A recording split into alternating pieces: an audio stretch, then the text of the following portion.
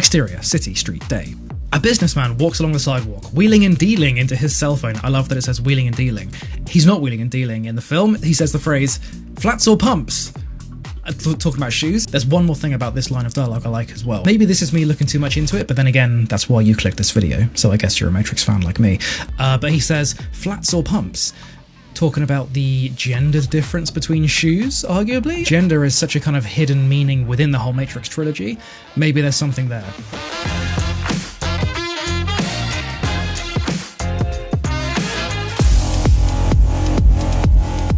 The man turns to call for help, and when he turns back, it is Agent Smith. So here, Smith phased out of the human he was in and phased into this new human, this businessman. Basically, when agents do this, they force the human to become unconscious. They kind of black out. I covered this in much more detail in my video about the agents phasing in and out of people. Click in the top right corner right now to watch that. Neo is in a full-out sprint, spinning and weaving away from every pedestrian, every potential agent. He flips open the cell phone and dials long distance. It says here Neo dials long distance. Now interesting, that is the only real indication we get in the script and anywhere really of how someone within the Matrix contacts someone in the real world. We never really see a close-up of, you know, fingers dialing a certain sequence of numbers. The machines designed this city not to be a representation of a real-life city like New York or something like that. It's just generically known as Mega City. That's all this city is known as. So therefore, a long-distance call could just mean someone outside of the city. Hovercraft, tank answers. Operator, Mr. Wizard, get me the hell out of here. Neo dives down an alley, Agent Smith starting to gain. Hurry tank, I got some serious pursuit. There's a couple lines like this where they're just not included in the film. I think often it comes from the fact that Neo is meant to be a bit of a passenger at this point. He's not meant to be too confident and saying these kind of quirky little lines. You know, this happens quite often. In my other video that I did about the subway fight between Neo and Agent Smith, there are whole chunks that Neo doesn't say from the script.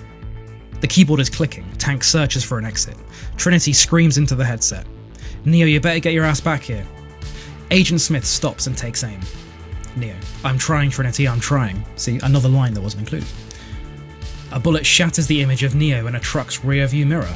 That doesn't happen in the film. We don't see a bullet firing against the truck's rear view mirror at all. We don't see any kind of shooting happen until they're in the alleyway. Tank speed reads the reams of Matrix code. I got a patch on an old exit, Wabushan Lake. A hotel, room 303. Neo spins away, turning, finds himself in an open market that teems with people. If you pause here, there's something that I really love, which is just some proper good Matrix lore stuff. So if you look at the names of the market stalls, it just says the names of specific vegetables. It just says onions, or a bit later, bananas, or a bit later it says something, I think carrots, something like that. It's because the machines, they want this world to feel as generic and grey and just kind of get along with the cycle as possible. They don't want these humans to be stimulated. Remember, this is the 6th cycle. They want humans to just feel content. They don't want humans to be attached to brands or their favourite shops or anything like that. So the machines deliberately designed the market stalls to just have pretty much no character at all. He kamikazes his way down the little avenues lined with vendors and shops, careening through the labyrinth, out of control. At every turn there is an agent, appearing from crowds behind fish counters, tent flaps and crates. He dives from the maze down a service alley, but it is a dead end. Neo turns back as the agents emerge from the market. Help, need a little help. Tank frantically scans the monitor like a road map. The door. Neo dives for it, but it's locked. Kick it in. Another line of dialogue that wasn't included. Peeling back, Neo almost kicks the door off its hinges, lunging from the agent's bullets. Neo springs up the old crooked apartment building stairs. He is halfway down the hall, running in sharp, long strides when a door explodes at the end. The door on your left. Neo lurches, kicking in an apartment door. No, the other left. So pause there. If you're watching this for the first time, you go, wait a minute, how does Tank see that much detail in the Matrix? It's because Tank is reading the code like we read words. That's the thing. He's so used to reading those little green symbols that he doesn't see the symbols anymore. Remember when Cypher says in the Matrix one earlier on, when he says, I don't even see the code, I just see blonde, brunette, redhead? It's the same thing here. Tank doesn't even see the code. He just sees the phrase, Neo went to the wrong door. He whirls back to his other left, battering through the door which splinters, perforated by bullets. An old woman watches TV as Neo blurs past her and into her kitchen. If you pause right there, there's an Easter egg. So on the TV right there, there's a still from a TV show called The Prisoner, which is an old TV show about a secret agent who gets kidnapped and wakes up on some island where everything's a bit weird. And it's all about freedoms, force of thought, being assimilated into what's considered normal.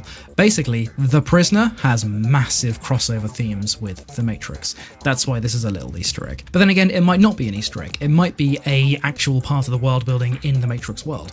We have seen in The Matrix Reloaded, Link has that line, he's doing his Superman thing when he's talking about Neo, which means that the story of Superman as a comic book character is in the Matrix world, you know. Maybe some comics survived, you know, a few hundred years in Zion, and therefore they know who Superman is.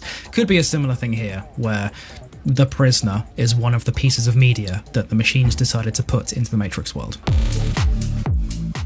Another woman is chopping vegetables. The window. Neo throws it open, leaping for the fire escape just as a knife buries itself in the window's casing. Down, down. See, important here, they specified a knife and the woman chopping vegetables. It's because Agent Smith phased into that woman with the knife, and then he threw the knife at Neo. Tumbling down the rattling fire escape, Neo leaps the last 10 feet into the alley below, with Agent Brown right behind him. Neo scrapes himself to his feet, broken and bleeding, charging for the end of the alley. Hovercraft. Finger on the monitor, Tank traces Neo's path. That's it, you're almost there. That fire escape at the end of the alley. Again, another line of dialogue that wasn't included. Agent Smith suddenly pauses as if he recognises something. The faded neon buzzes, heart of the City Hotel. So this is so important because it basically explains how Agent Smith is able to be waiting in the room above for Neo, because Smith recognises this hotel as where he was before. Tank loads the exit. I'm going to take the call. Morpheus. Do it. Suddenly the lights go red. Trinity. No. Morpheus looks up. Morpheus. Here they come. Pause here because there's a really important moment basically.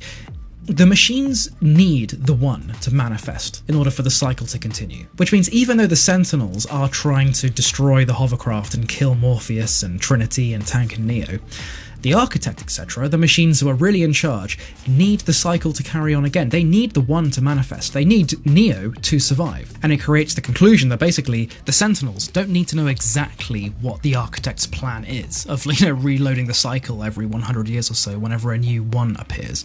The Sentinels are just there trying to kill Morpheus, Trinity, and Neo and Tank. The Sentinels open and shift like killer kaleidoscopes as they attack, slamming down on the Nebuchadnezzar. The hovercraft booms down as they hit. Morpheus opens the lock on the EMP detonator. Trinity watches him. He's going to make it. Neo scrambles up the fire escape, bullets sparking and ricocheting around him as Agents Brown and Jones close the gap. Okay, a point here is you might ask yourself, well, why are they missing? You know, the agents, they're agents. They can fire exactly pinpoint like robots, like the Terminator. They can do exact pinpoint accuracy. Yes, but they're bound by rules. As Morpheus says at the start of The Matrix, or towards the start, the agents are bound by rules. They're not perfect Superman, you know, killing machines. They have slight restrictions put on them deliberately by the architect or whoever it was that designed them.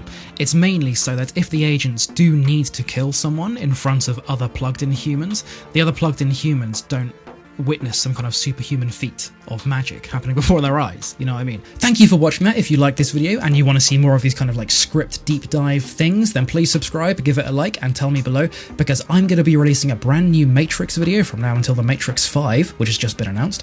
Also more video game and general movie videos coming soon as well. So thank you so much. My name is George, and I will see you next time.